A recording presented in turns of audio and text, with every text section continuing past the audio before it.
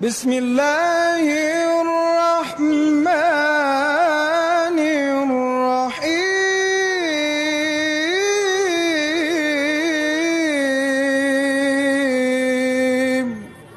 سیرت خاتم الانبیاء محمد مصطفیٰ صلی اللہ علیہ وآلہ وسلم کا باب نمبر 10 یہاں پر اختتام پذیر ہوا تھا کہ آپ صلی اللہ علیہ وسلم فرماتے ہیں، میں جب بھی کسی بت کے نزدیک ہوا، میرے سامنے ایک سفید رنگ کا بہت کا طاقتور آدمی ظاہر ہوا۔ اس نے ہر بار مجھ سے یہی کہا، محمد صلی اللہ علیہ وآلہ وسلم پیچھے ہٹو، اس کو چھونا نہیں۔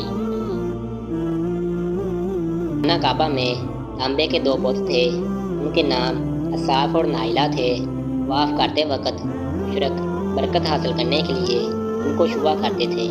حضرت زید بن حارثہ رضی اللہ تعالیٰ عنہ فرماتے ہیں، ایک مرتبہ آپ صلی اللہ علیہ وآلہ وسلم بیت اللہ کا طواف کر رہے تھے، میں بھی آپ کے ساتھ تھا۔ اب میں طواف کے دوران ان بتوں کے پاس سے گزرا، میں نے بھی ان کو چھوا۔ نبی پاک صلی اللہ علیہ وآلہ وسلم نے فوراً فرمایا، ان کو ہاتھ مت لگاؤ۔ اس کے بعد ہم طواف کرتے رہے۔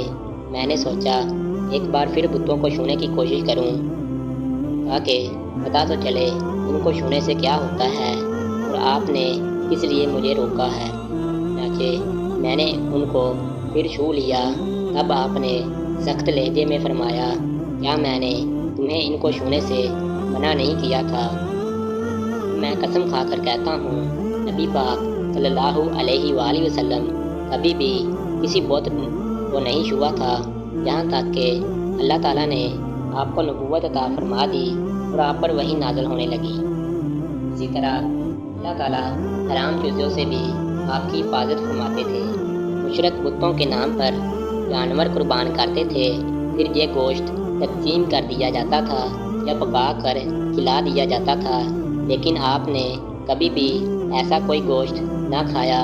خود آپ نے ایک بار ارشاد فرمایا، میں نے کبھی کوئی ایسی چیز نہیں چکھی جو بتوں کے نام پر ذبح کی گئی ہو، یہاں تک کہ اللہ تعالیٰ نے مجھے نبوت عطا کر دی۔ اسی طرح آپ صلی اللہ علیہ وآلہ وسلم سے پوچھا گیا، کیا آپ نے بچپن میں کبھی بت پرستی کی؟ آپ نے ارشاد فرمایا، نہیں۔ آپ سے پھر پوچھا گیا، آپ نے کبھی شراب پی؟ جواب میں ارشاد فرمایا، نہیں، حالانکہ اس وقت مجھے معلوم نہیں تھا کہ کتاب اللہ کیا ہے اور ایمان کی تفصیل کیا ہے۔ آپ صلی اللہ علیہ وآلہ وسلم کے علاوہ بھی اس زمانے میں کچھ لوگ تھے جو جانوروں کے نام ذبح کیا گیا گوشت نہیں کھاتے تھے اور شراب کو ہاتھ نہیں لگاتے تھے۔ بچپن میں آپ نے بکریاں بھی چرائیں۔ آپ مکہ کے لوگوں کی بکریاں چرایا کرتے تھے۔ معاوضے کے طور پر آپ کو ایک سکہ دیا جاتا تھا۔ آپ فرماتے ہیں، اللہ تعالیٰ نے جتنے نبی بھیجے ان سب نے بکریاں چرانے کا کام کیا۔ میں مکہ والوں کی بکریاں کراریت سکہ کے بدلے چرایا کرتا تھا۔ مکہ والوں کی بکریوں کے ساتھ آپ اپنے گھر والوں اور رشتہ داروں کی بکریاں بھی چرایا کرتے تھے۔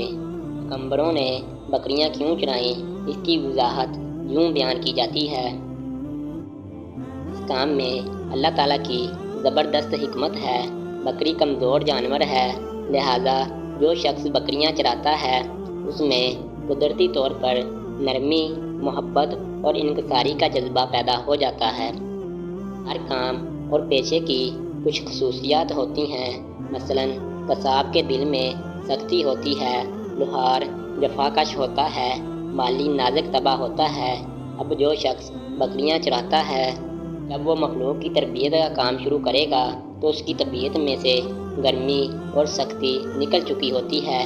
مخلوق کی تربیت کے لیے وہ بہت نرم مزاج ہو چکا ہوتا ہے اور تبلیغ